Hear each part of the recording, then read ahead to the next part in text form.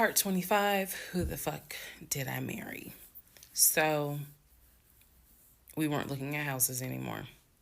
We were not working with a realtor anymore. The end of April, I had decided that I wanted to look for another job. I did.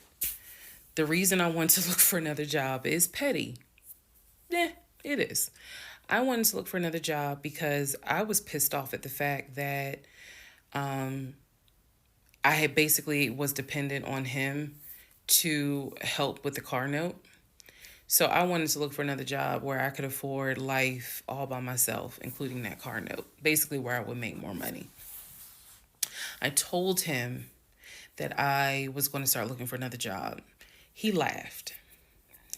And his exact words were, "You're not going to leave Georgia State Patrol." He was like, "I swear you love them niggas more than you love me." He laughed. So that fueled me even more. So I was hitting the pavement hard trying to find another job. I was applying to all kinds of places. Got a phone call from my current job. So this is how I ended up in my current job. Got a phone call. They had sent me an email with a background packet. The background packet was long and extensive, but in the background packet, it asked for my spouse's full name, my spouse's date of birth, and my spouse's social security number. So I showed it to Legion and I was like, "I need your social because, I'm applying for this job. It's a great job. It's way more money. And, we're talking about moving anyway to Cobb County. So this is a God thing." He did not want to give me his social. I showed him the paperwork where I was like, "Look, because we are married, I can't lie on here. So help me." So he writes down his social security number on the background packet.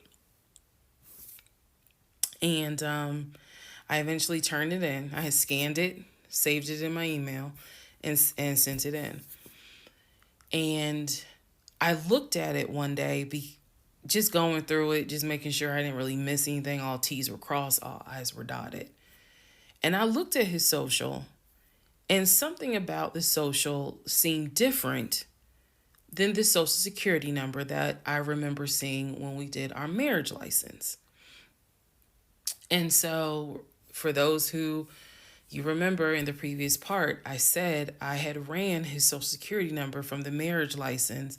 Nothing came back. So I thought that I had written it down wrong. Basically, what it is that the first three numbers were different on the background packet than what was on the marriage license.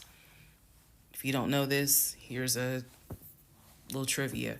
Your social security number, the first three numbers, pretty much are dictated by the state you were born in, the state that issued your birth certificate. So he was born in Pennsylvania. So the first three numbers of his social security number should be attributed to Pennsylvania. Pennsylvania, shit, they probably got like 5-6 different numbers, 3-digit numbers that your social security number can start with. So the social that was on the marriage license, for example, was probably 123. What was on the background was 456. Both of those social security 3-digit prefixes are issued through the state of Pennsylvania. Again, this is an example so I can make it clear. So when I saw his social on my background, I immediately knew that was a different social than what I saw on the marriage license. And when I compared, because I had found a copy of the marriage license that we turned in because I had filled it out on the computer. So sure enough, the first three numbers were different. The rest of the numbers were the same. So one of two things: either when I ran his background, I did in fact put in the wrong number, or the number on the marriage certificate or the background packet is wrong. So I decided that I was going to roll the dice and take the social from the background packet. Again, this is the background packet that I had to fill out to get my current job. I was trying to get a new job. Okay, so I took that social and I ran a background check on it.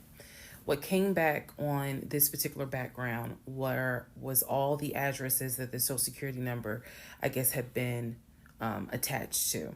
So all of the addresses, the states were Georgia, Rhode Island, Pennsylvania. What I did not see was California.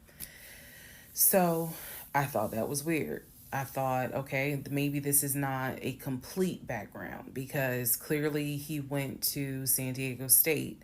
It's on his resume. It's on quite a few things. Social media. He didn't have a LinkedIn, but it was on his social media.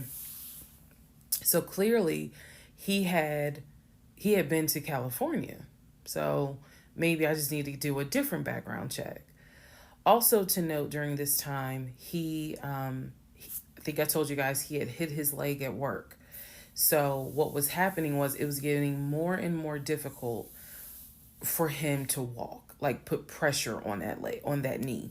Um, he was still able to go to work. He was still leaving at 6:15 in the morning. He was still coming back between 3:30 and 4 o'clock. But I clearly could see where he was in pain. He would elevate the knee, ice the knee. It was getting worse, and I was constantly like, "Go to the doctor. Let me take you to urgent care so that they can look at this knee because you shouldn't still be limping and having a hard time putting weight on that knee." And every single time he was like, "Oh, it's fine. I have a doctor's appointment on Wednesday. The doctor just told me to ice it and to elevate it. This is an old football injury. It happens all the time. It used to happen a lot when I was out in California." So I'm mentioning this knee issue for a reason. But back to the background. So once again, when I ran the background the second time with the second social, it showed me states of Georgia, Pennsylvania, and Rhode Island. And that's all that I saw in terms of addresses. I didn't see anything for California. So by this point, we're moving into May of 2021. Things are starting to reopen. One of the things that reopened was San Diego State. So I called San Diego State. I called the registrar's office. Someone did answer, and there was instructions on how to request a transcript. I was able to try to request it online. You needed the student's name, and I believe you also need their social. And when I typed it in, it said no results found. I believe that I sent an email asking, this person is saying that they were a student there. Can you verify it?